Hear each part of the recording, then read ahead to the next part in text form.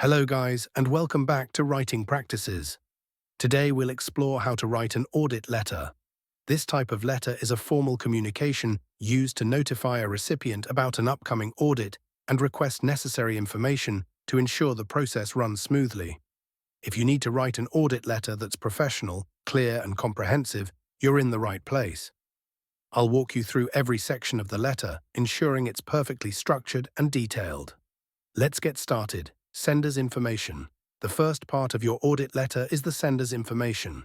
This is where you identify yourself or your organization, ensuring the recipient knows exactly who the letter is from.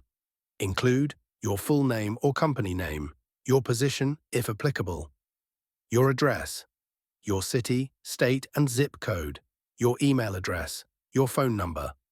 Providing these details ensures the recipient knows how to contact you for follow-up or clarification. It establishes a professional tone and clarity from the start. Date. Right below your contact information, include the date on which the letter is being written. For example, March 6, 2025. This serves as a formal timestamp for your letter, which is crucial for documentation and for setting clear timelines related to the audit. Recipient's information. Next, add the recipient's details. Address the letter to the person or department directly responsible for managing or responding to the audit. Include their full name, their job title, their organization or company name, their address, including city, state, and zip code. Here's an example: recipient's name, recipient's job title, recipient's organization or company name, address, city, state, zip code. Adding this information ensures the letter reaches the correct person or department and avoids unnecessary delays in communication.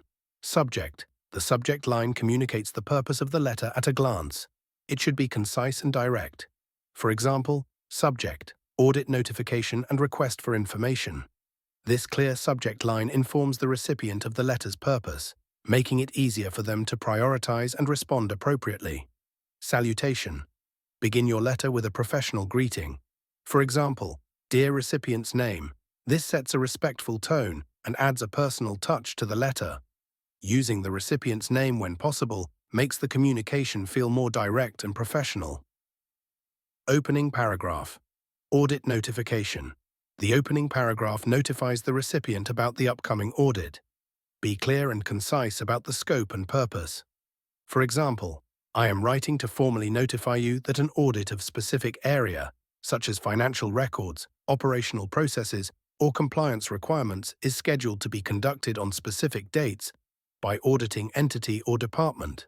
The purpose of this audit is to state purpose, such as ensure compliance with regulations, assess financial accuracy, or evaluate operational efficiency. This paragraph sets the stage, providing essential information like the audit's scope, schedule, and purpose, so the recipient understands the reason for the letter. Body paragraph 1. Request for documentation. The next section outlines the specific documents or information needed for the audit. This part is crucial for ensuring the recipient knows what to prepare. For example, to facilitate the audit process, we kindly request your cooperation in providing the necessary documentation and access to relevant records. Below is a list of the documents and information required for the audit. 1. Document or information required, such as financial statements for the past year. 2. Other necessary records, such as payroll data, contracts, or invoices. 3. Any additional details specific to the audit scope.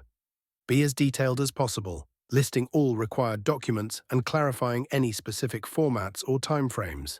This helps the recipient prepare effectively and avoids delays. Body paragraph 2.